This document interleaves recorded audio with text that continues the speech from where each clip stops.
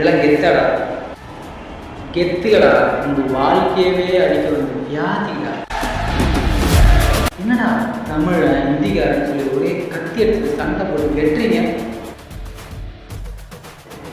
கஞ்சா அடிச்சுட்டு போதையில் செயின் பிடிச்சிருக்கிறது, பொம்பளைக்கு அது செயின் இருக்கு, காதல்களை பிடிக்கிட்டு போடுறது. நீங்களாம் இங்கே நிம்மதியாக வாழ்ந்து சொல்லிட்டு எத்தனையோ பேர் பார்டரில் தினமும் தூக்கம் இல்லாமல், இந்தியாவுக்குள்ளேயே தூக்கம் இல்லாமல் எத்தனை போலீஸை கஷ்டப்படுறாங்க தெரியுமாடா.